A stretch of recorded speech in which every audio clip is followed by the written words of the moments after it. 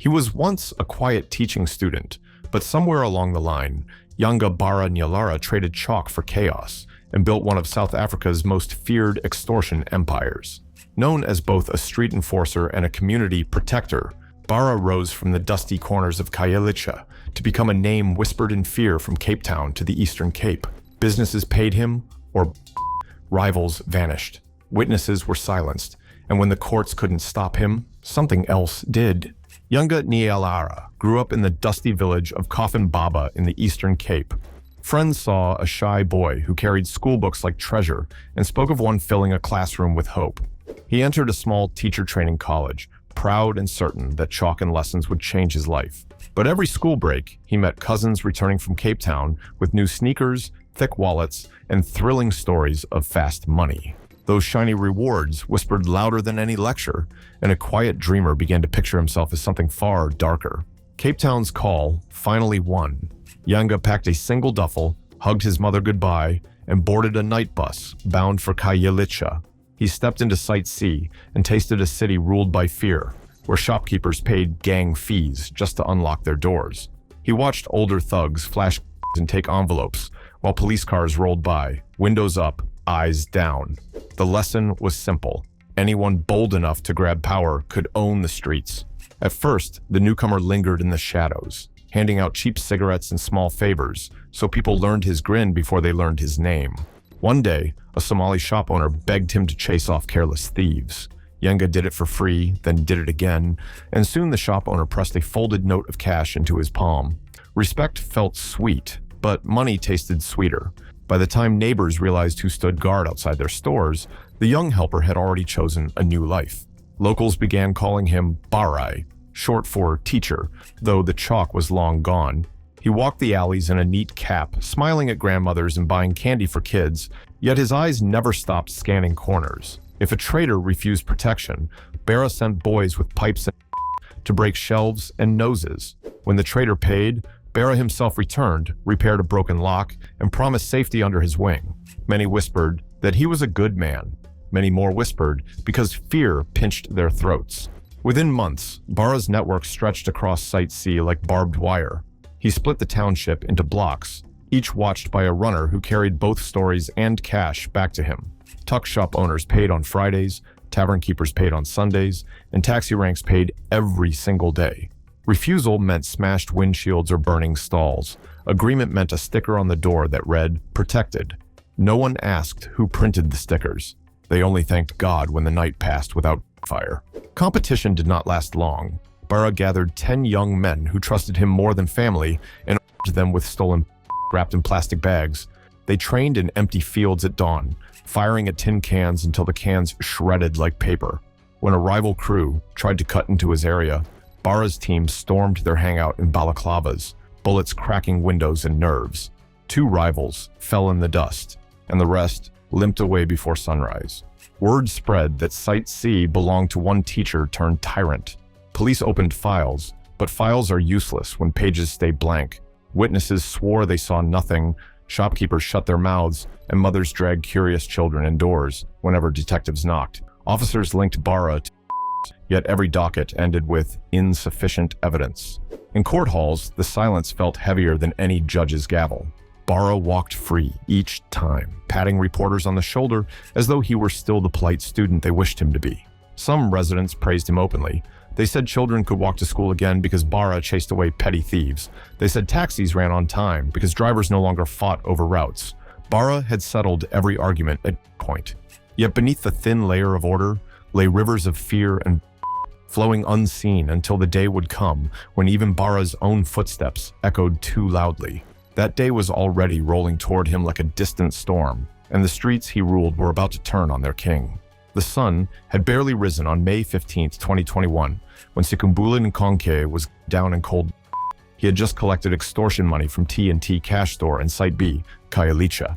As he stepped outside with cash and a firearm, rivals confronted him.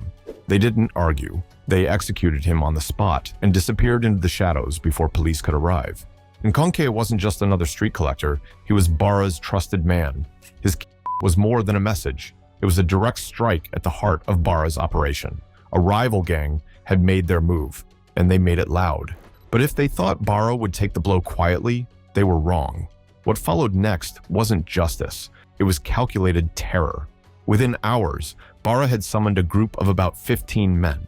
They gathered in Site B, fully faces tight with rage, hands heavy with.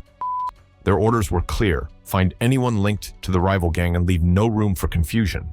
They started moving in formation, like a small army marching through alleyways. No one knew where the next would come from. The first victim was a man walking down a passage near Dew's Close. He saw 3 men approach, one of them asking why he was staring. When he turned his head, 7 more men appeared. One of them raised a and shot him in the face without warning. Soaked the street while the group walked on without breaking stride. At Lalala Crescent, a man driving his car came under fire. He swerved, barely escaping as bullets shattered his windows. They didn't chase him. He wasn't the target. The real goal was fear, and fear was spreading with every echo of fire across Khayelitsha. They reached Freedom Cash store, where Bara handed a rifle to one of his men. Without hesitation, they opened fire at the front of the shop. A shopkeeper inside took a bullet but lived. Glass shattered, shelves collapsed, and chaos swallowed the store. The war had reached civilians, and no one was safe.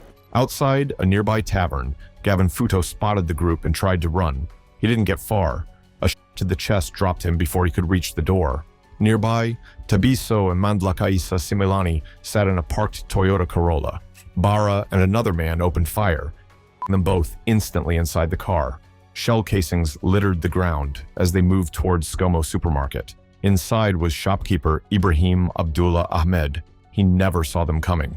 A single tore through his chest and left him lifeless on the shop floor. Another name added to the growing list of the. Not far from there, they spotted Asimile Mayakiso. He tried to run toward the safety of nearby houses, but a bullet caught him in the chest, stopping him mid-stride. His body collapsed in the dirt. The group didn't pause. They kept hunting.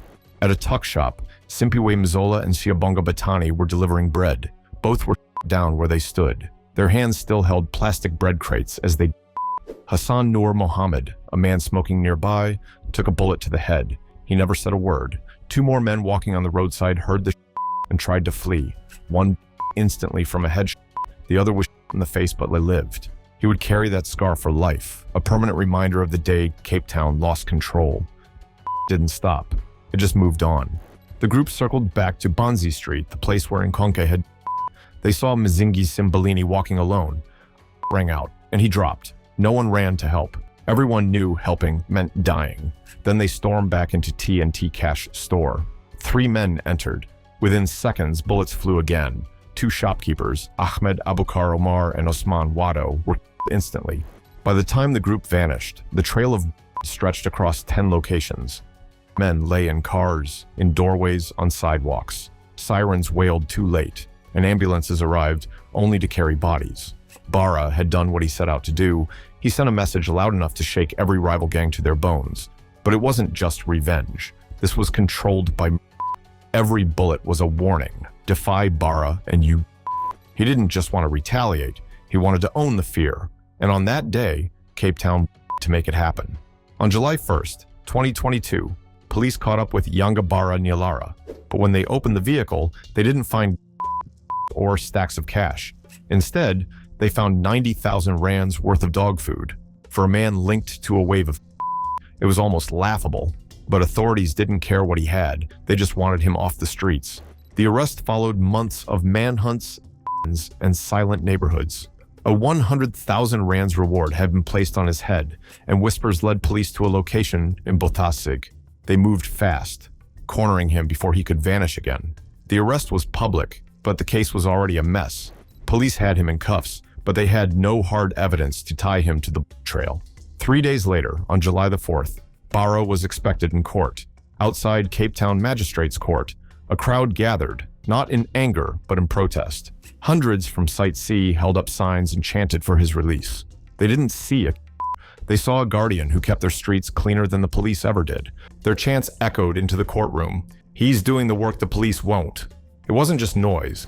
It was a warning to the justice system that if they brought down Bara, they might lose the only order some people believed in.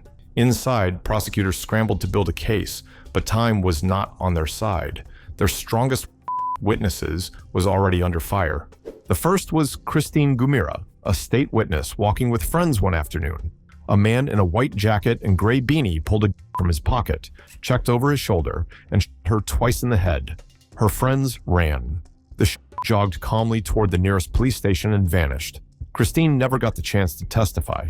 The 17-year-old Olvetu Deonta never expected to for telling the truth. He had been set to speak in one of the criminal cases tied to Bara's crew. One evening, as he walked along Lindela Road, a man approached, drew a fire and shot him in the chest and head. He dropped where he stood. Medical workers declared him at the scene. A third witness was also targeted, but managed to survive. That man went silent. After watching others down for doing the right thing, no one blamed him. The state's case was falling apart one bullet at a time, and Bara's defense team knew it. The court knew it too. In August 2024, a high-profile case against Bara and Wanda Mampinsha Taufil collapsed. They had been charged in a mass that left 12 people, but the evidence was broken. Conflicting timelines, witnesses too scared to return, and rumors of false statements. The court had no choice but to let them go. Inside the courtroom, it was called due process. Outside, it looked like surrender. When Bara walked out, Site C erupted in celebration. People clapped, danced, and sang as if they were welcoming back a hero from exile. Some compared the moment to Nelson Mandela's release in 1990. The idea was outrageous. But for those who believed Bara had kept their families safe, it made perfect sense. In their eyes, he wasn't a criminal. He was the only man who made gangsters think twice. The state tried again, charging him with business robbery and illegal fire possession. But even those charges didn't stick. Witnesses refused to speak. Some had disappeared, others had buried loved ones and refused to risk more. When the charges were withdrawn, there was no surprise, only silence. Bara had the system without even needing a full trial. Police couldn't hold him. The courts couldn't convict him. And the people, many of them didn't want him gone. The line between protector and predator had blurred. And while the law hesitated, Bara was already planning his next move. After walking free from the courts, Yanga Bara Nyalara didn't return to hiding. He returned home. He went back to Coffin Baba in the Eastern Cape, but this wasn't a retreat. It was a new beginning. Cape Town had taught him how to control people, and now he wanted to own his hometown. He didn't come quietly. He came with muscle and a plan. Bara knew the taxi industry made money every day. He saw taxi operators in Coffin Baba as perfect targets. There were no big gangs in place, no strong rivals to push back. So he began collecting money, 2,000 rands a week, from every taxi operator.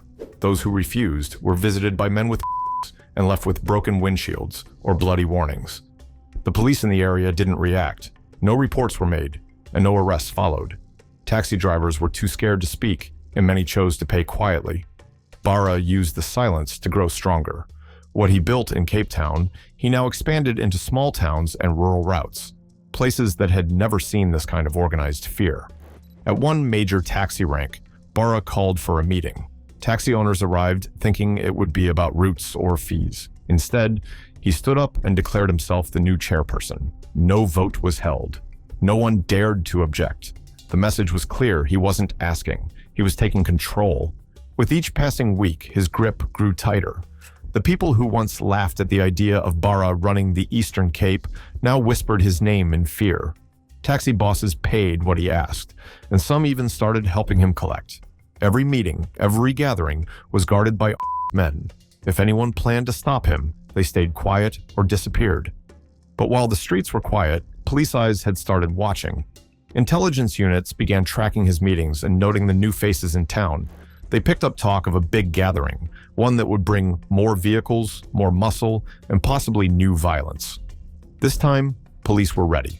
The National Intervention Unit, a highly trained tactical team, moved in without warning. On February 21st, 2025, officers were tipped off about two dark SUVs. They had just left a taxi meeting near Somo and were heading toward the N2 near Mission AA. Inside the vehicles were men, and one of them was Bara. Police tried to pull them over, but the drivers hit the gas. What followed was a chase that tore across the Eastern Cape like lightning. The two Toyota Fortuners weaved through traffic, speeding down the highway. One of them rammed into a police vehicle, trying to block pursuit. Fire broke out as both sides opened fire in broad daylight. Civilians dove for cover. The road became a war zone. One SUV lost control and crashed off the road, flipping into a nearby river. 2 men inside drowned before help could reach them. The other vehicle skidded sideways as officers surrounded it. More were When the gunfire stopped, 3 men lay inside. One of them was Yanga Bara Nyalara. The chaos ended in silence. 6 men were confirmed. The river was searched for more bodies. Police stood over the wreckage, knowing they had finally stopped the man they had chased for years. Bara's reign was over, not in court, but in the dirt. Coffin Baba would never forget the day its streets were nearly lost. Cape Town had bled first, but in the end, it was his own hometown that watched him fall. The final chase didn't start with flashing lights. It started with quiet voices over a police radio. Officers had been following 2 suspicious SUVs that had just left a taxi meeting in Somo. Inside those vehicles were men tied to violence, intimidation, and extortion. Among them was Yanga Bara Nyalara, the man who had turned 2 provinces into his personal empire of fear. Police didn't wait. The National Intervention Unit was deployed. These were elite officers trained for high-risk takedowns. They tracked the suspects from Somo toward the N2 highway near Mission AA. But as they moved in, things went wrong fast. One of the dark Toyota Fortuners veered hard and smashed into a police car. The suspects didn't hesitate. They opened fire from inside the vehicle, tore across the highway. Civilians screamed and ducked for cover.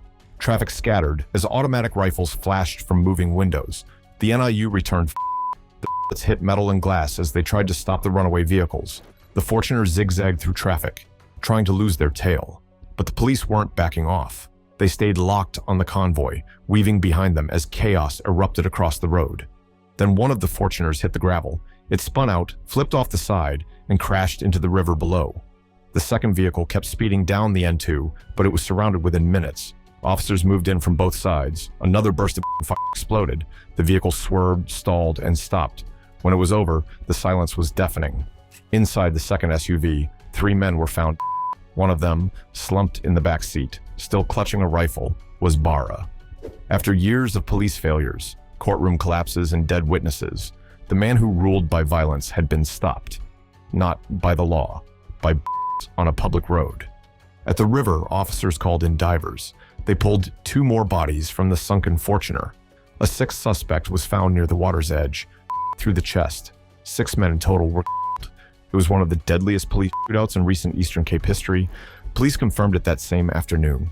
Yanga Bara Nyalara was the man who had escaped justice for years, who ruled townships with fear, who silenced witnesses and walked free from courtrooms, had finally met his end.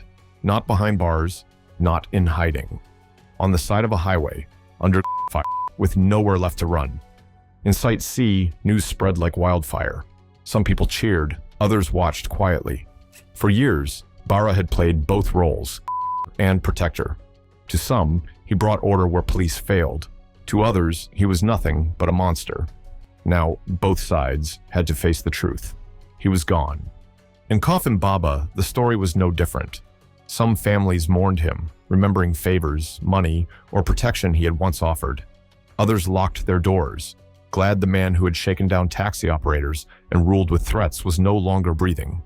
But no matter the reaction, everyone understood what it meant. Bara's empire had collapsed in seconds. Police officials made brief statements. They didn't celebrate. They simply confirmed what had happened and warned that the situation wasn't over. Yes, Bara was but the damage he caused, broken families, lost businesses, witnesses, was not so easily erased. And something darker loomed.